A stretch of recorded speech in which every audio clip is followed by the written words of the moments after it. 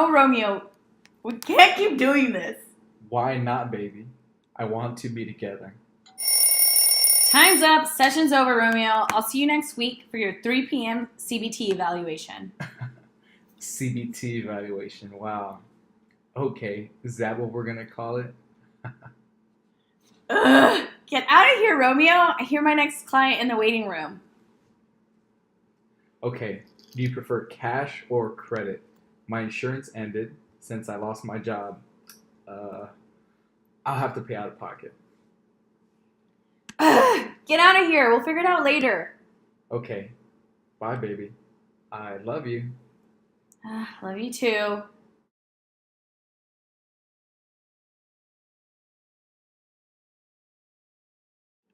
Guys, I have a huge problem. You know my client, Romeo? Yeah, the cute one with dimples. Kind of looks like MC Hammer. Oh yeah, the one that your one and only male client who happens to be your type and single too. Yes, him. We're sleeping together. Wow, way to skip coupon cutting for therapy sessions, Romeo. He still pays. We'll accept today. He kind of lost his job. Tricky. Smooth. Ollie, this is serious. You can't just sleep with your clients. Come on, Ollie's living everyone's fantasy. Haven't you guys seen The Departed when the therapist sleeps with Matt Damon and Leonardo DiCaprio? Wait, there aren't two of them, are there? Oh my god, does he have a brother too? No. I mean, he does. I found him on Facebook and saw pics of his whole family. His brother's actually super cute too. His whole family is cute. We'd have really cute kids, y'all.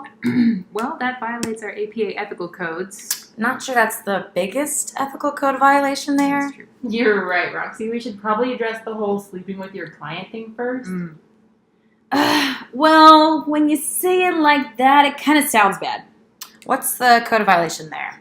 Well, most obviously, 10.05 sexual intimacies with current therapy clients and patients dictates that we do not violate the trust of our clients by establishing a dual relationship with them.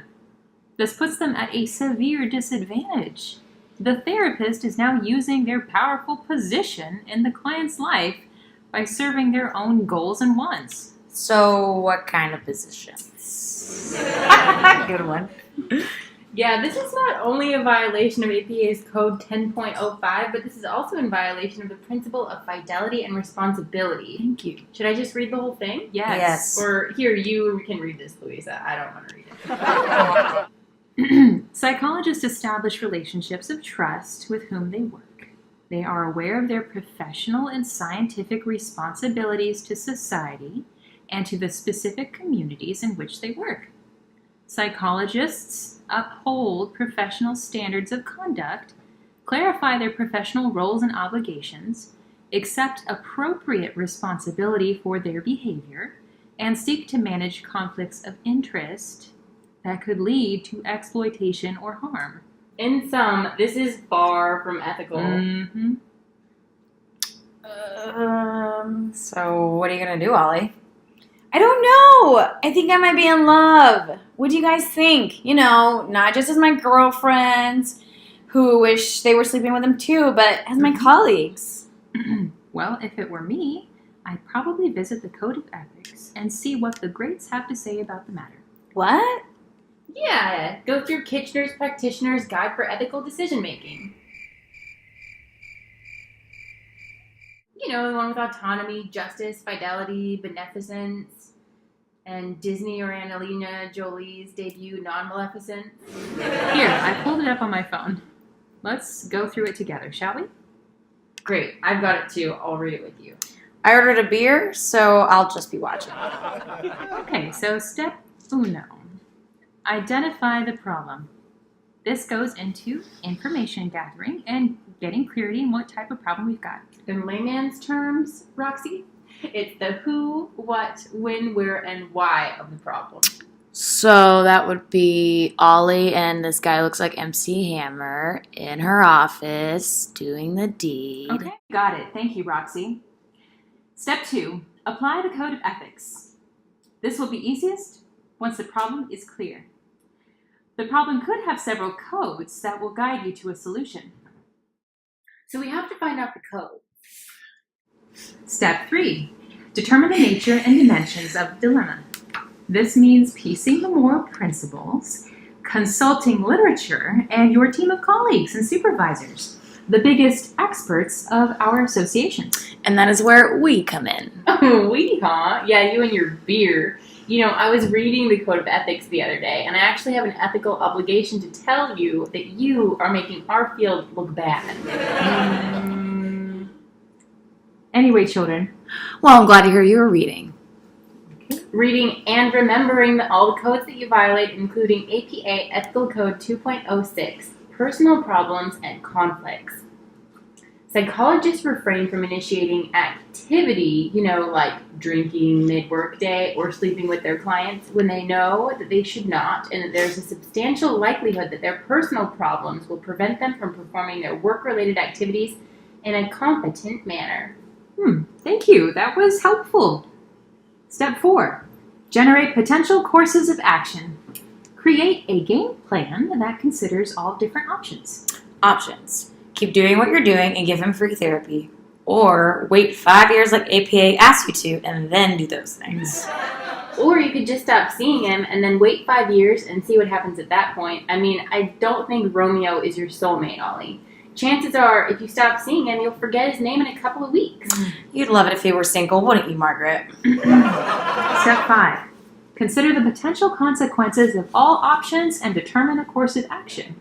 You might want to consider Romeo's feelings too. I mean, what if he's heartbroken? What if he needs a lot of therapy after this? What if he already has trust and intimacy issues? Oh my God, you're right. Do you think he would sue me?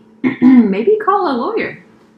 Step 6. Evaluate the selected course of action. Consider it trending on Twitter or being invited to Trevor Noah. With whatever course of action you choose, can you live with the consequences? I managed to get in a real sticky situation. This whole thing is such a mess. I guess I know what I have to do. Trevor Noah could never know what I'm doing. I'd lose my license. I'd lose my shot with the real MC Hammer. As the youth would say, solid points. I don't think they say that. 7. Implement the course of action. As Nike would say, just do it. I think that's already happened. Good one. Well, I guess I just have to stop seeing him. Gosh, this whole thing is just making me so... Oh my God, are you okay? I guess you're not okay. You guys use protection, right? Well, first stop, pregnancy test. Next stop, lawyer, I suppose. I'll take you. What are friends for? Hi, Attorney Sasquatch. I'm Dr. Ollie. Thank you for seeing me on such short notice. I would like to talk to you about what we discussed on the phone, and I'm kind of scared, actually. Yes, of course. Here we have a situation where both ethics and the law have been violated.